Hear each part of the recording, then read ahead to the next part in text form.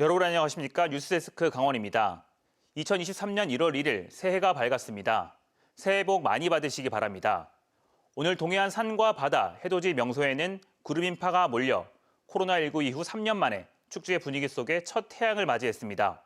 주요 도로는 귀경 차량들이 몰리면서 종일 몸살을 앓았습니다. 박은지 기자가 다녀왔습니다.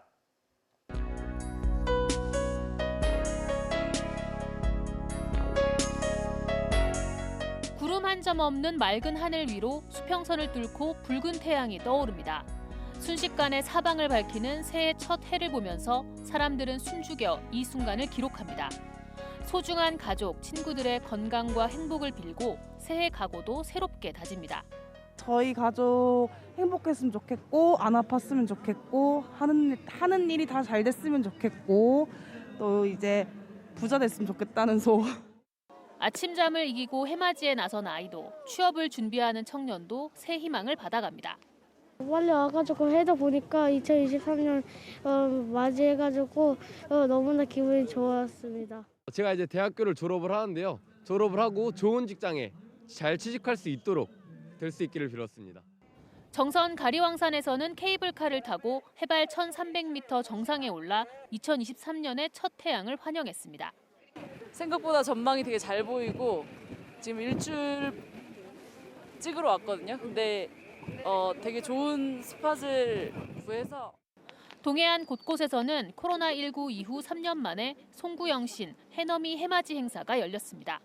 정동진에서는 새벽 0시를 기해 모래 무게만 8톤이 넘는 대형 모래시계 회전식과 축하 행사가 밤을 수놓았고, 경포에도 특설 무대를 중심으로 따뜻한 차와 커피, 핫팩 등을 나누며 아침을 맞이했습니다.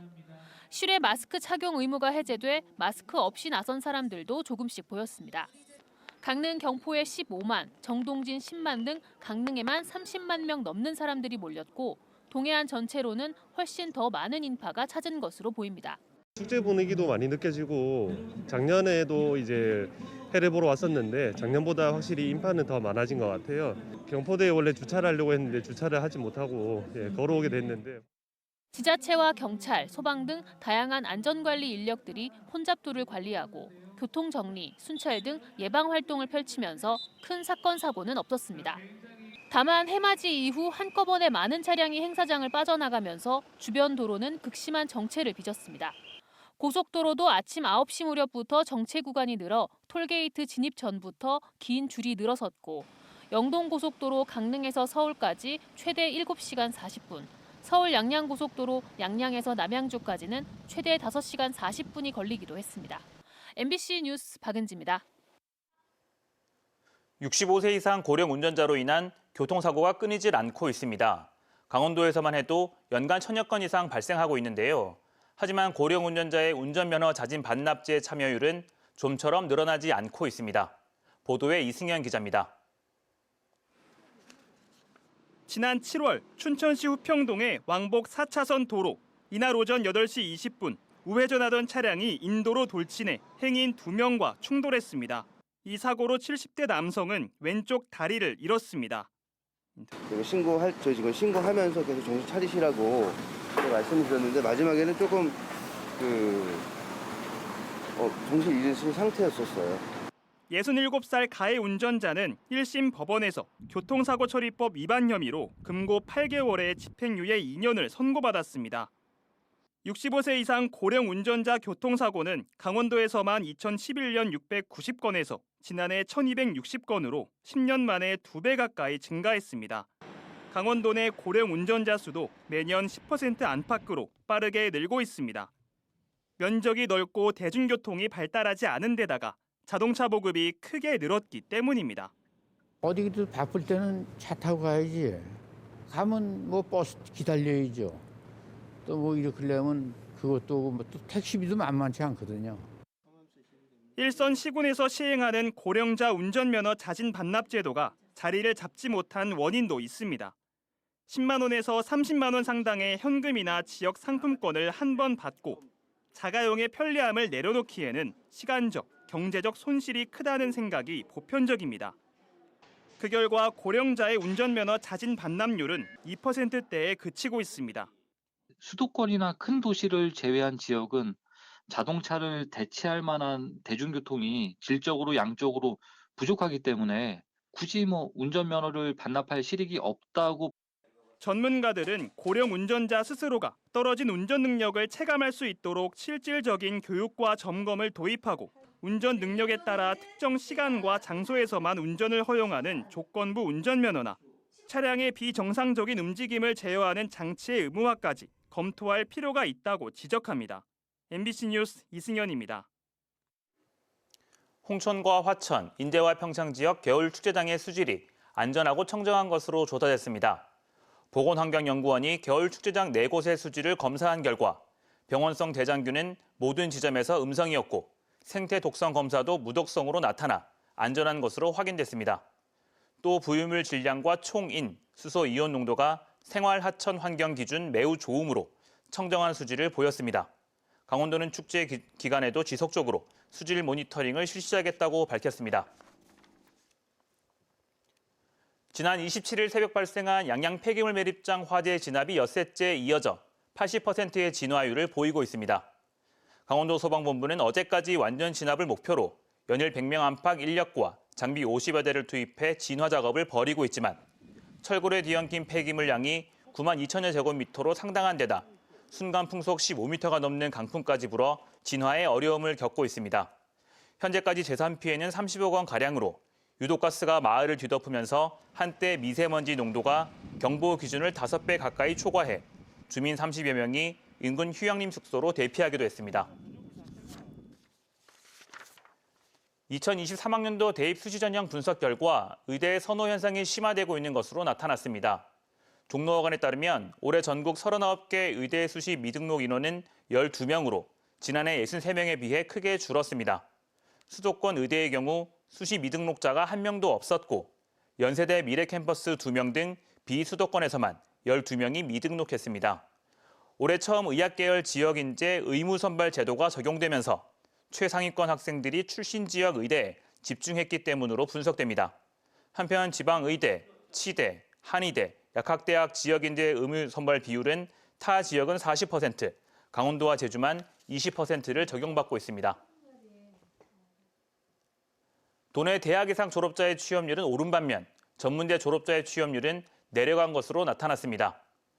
교육부와 한국교육개발원에 따르면 2021년 대학 졸업자의 취업률은 64.7%로 2020년보다 3.7%포인트 오른 반면 전문대 졸업자의 취업률은 69.7%로 70% 아래로 떨어졌습니다. 특히 일반대학원 졸업자의 취업률은 1%포인트 올라 82.4%를 기록했습니다. 코로나19 이후 국내 청년 고용 시장이 회복된 것으로 분석되고 있지만 강원도의 경우 전문대 졸업자의 취업률은 전국적인 경향과 달리 감소하는 추세를 보였습니다. 도내 일주일 평균 코로나19 확진자 수는 1,709명으로 일주일 전보다 42명 줄어든 가운데 오늘은 오후 6시 기준 705명이 확진됐습니다. 시 군별로는 춘천 202명, 원주 125명, 강릉 75명, 속초 58명 등이고 누적 확진자는 86만 1천여 명으로 도민 56%가 감염 이력을 갖게 됐습니다. 병상 가동률은 52.6%로 114개 병상 가운데 54개 병상이 남아있고 동절기 추가 접종률은 13.9%로 전국 평균 12.2%보다 다소 높게 나타났습니다. 원주시가 1월 4일부터 2023년 군 소음보상금 지급 시청을 받습니다. 군용 비행장과 군 사격장 소음 방지 및 피해 보상에 관한 법률에 따른 것으로 1월 31일까지는 소초면과 호저면, 태장이동 행정복지센터에서 2월 한 달간은 원주시청 군소음보상 사무실에서 신청 접수합니다.